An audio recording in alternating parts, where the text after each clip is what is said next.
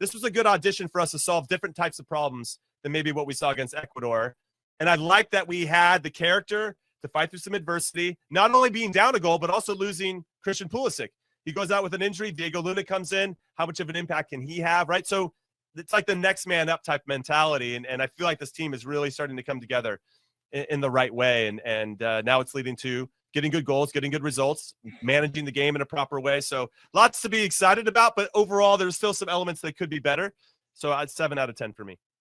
Yeah, I'm curious what you guys think, too, about Timothy Weah picking up the slack for Antonee Robinson, because we've seen Max Arfson now have a run of games there.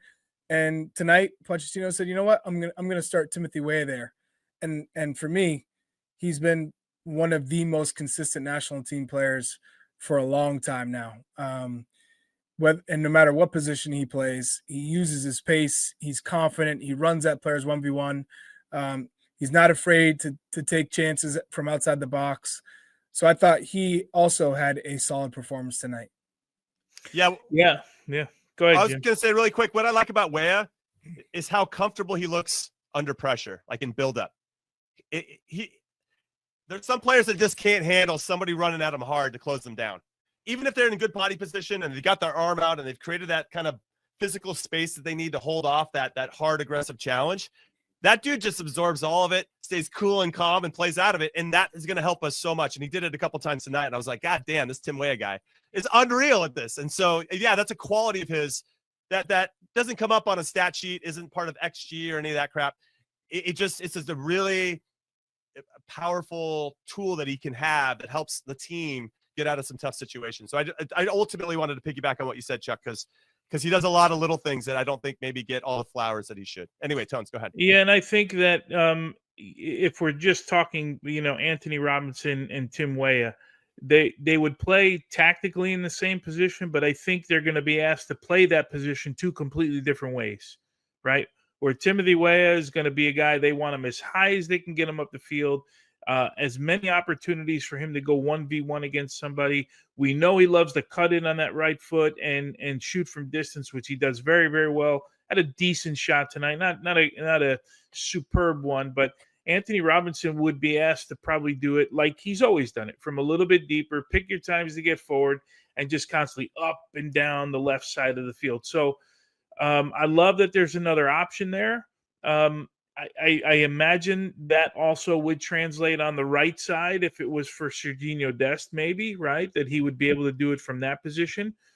If you're Pochettino, you're like, this is great. I mean, I got another guy that can do another thing. We all knew, but we wanted to see him do it. So, yeah, from that standpoint, I love what I saw from him tonight. But I think, Chuck, you're absolutely right. We kind of missed this over the last, 2 years. He has been the most consistent guy. Like the guy, like if you added up, if there was some system to score it all, he would be the guy. And I think, that's not making it up. I mean, he's been really, really good for a long period of time. So a question I want to ask, and Chuck, will come to you first on this. Do you feel like Christian Pulisic should have been risked for this game? I mean, it's easy to say now in hindsight because he might have tweaked a knee or whatever. We'll hopefully get more information before the show's over. But he was targeted. There was two really hard tackles. The problem is when is he not going to be targeted? No, I get it. I just so I don't even want to enter that conversation because we all know if you get called in and you can train and you can play, you're not going there to watch. And it's bad enough if I'm going and you're saying we're not using you the first game. I would be bold. I'd say I want to play against Ecuador. I'm coming in this window because I want to get tested against one of the best teams in South America, if not the world, especially defensively. And then you say, okay, now I'm going to Colorado. I want to play against Australia. And he's never been someone that's like, oh, I care about the records. I want to, be have the most goals when it's all said and done and assists. And he just wants to play. And so he should play. If he's healthy, no, we're not in the business of, and we want to protect our guys to the World Cup and not have them play. So for me, it's just unfortunate because that's what you're going to get in the World Cup too. He's going to be targeted. He's the guy that everyone's talking about in Serie A. He's Captain America. He's the guy who's going to be creating, and he's got the most quality in the attacking third. So it's just unfortunate that he had to come out in the 28th minute. But with that being said, Pochettino has instilled this next man up mentality that if guys are out, like Max Arfson, does he really think he's going to play over Antonee Robinson when he's healthy? No.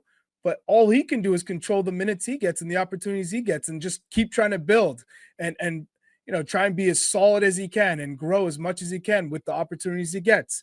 Diego Luna, every time he comes in, the guy gives a heart. Every single time. Is he better than Christian Pulisic on the left? No, he's not going to ever play over Christian. But if Christian's injured, if Christian's suspended, guess what? He's the guy who's going to have his hand up, ready to go, roll up his sleeves. You need those kind of guys in your team. He came in the 28th minute and he held his own. He impacted the game. He got touches. He worked his butt off. That's what you want. And that type of mentality grows within the team. You can see that. So I like how Pochettino has done that for certain players, giving them opportunities. Freeman maybe didn't make the most of his performance tonight, his opportunity, but he's been around for a while as a young player with relatively no international experience. And now he feels like he belongs. And on his day, he shows he has the quality. I think Sands disappointed. He'd be disappointed with himself today. Gave away a couple of balls that under no pressure. Timing wasn't there.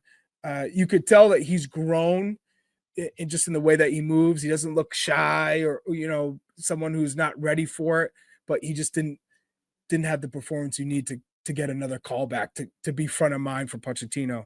So unfortunate for him, but I think a lot of the new players who came into this camp definitely gave Pochettino something to think about. Yeah, with regard to James Sands, at least he got the opportunity, right? I mean, as a player, that's all you really want at the end of the day. You want to maximize that opportunity, but and I don't know if he did. I agree with you. Clearly, you can see that he's evolved in his game, but maybe it wasn't enough tonight to get him to come back in. Because just as a reminder, we only have a November window with 2 more games. We have a January camp, which won't involve everybody. That'll be another 2 more games. And then 2 more games in March. And then the World Cup team needs to be named. So I don't know. Using James Sands as an example, I don't know if he'll be called back when we have just limited minutes at that point, limited opportunities. Let me just throw this wrinkle in there. And I agree with you. Like, if you're just going to judge, hey, this time, do you bring him back in November? Probably not. But let's assume for a minute he goes back to his club and continues to play the way he does. Yeah. And the coaching staff says, you know what? We brought him in for one camp. It's hard, right, to integrate yourself in one camp. Then I start him. But I haven't seen enough, right? Because how do I judge him? How do I judge a guy in one game after he's playing that well? I'm just playing devil's advocate, right? Yeah. So if you it's situational. Yeah, I think it's just situational. Yeah, but you're right. If you're going to judge it on tonight, no, he wasn't great tonight. But the good thing is he earned his way into this camp, right? He's been lights out at his club since the minute he got there, right? And they love him there. So I can see if they brought him in, but like I said during the game, he's coming into what now has become one of the hardest positions on the field to get into. So much so that we're probably seeing Weston McKennie moved out of that position because there's so much depth at that position right now. Yeah. So that's the hard part for him. I want to go back to the Pulisic thing for a minute because I sit with Chuck. Like, if you come and you're like, I saw one of the comments. I didn't have my glasses, but I did see that it said at the bottom there, if he's got a knock, he shouldn't be. At what point do you get risk? Like, what's the risk? You all played. What percentage of games in your life were you 100% where you didn't feel anything? Like, what percentage were you at? I'm going to say maybe 10%, and I was in my early 20s, right? You know what I mean? Like, at some point, everybody plays hurt. You got something going on, and he's going to get kicked. He's the guy. Like, if I'm managing against him, I say, well, Pulisic's the guy you got to give a shot to at some point early in the game. This referee let it go on a little bit longer, so they took advantage of it. I don't know, where do you protect them?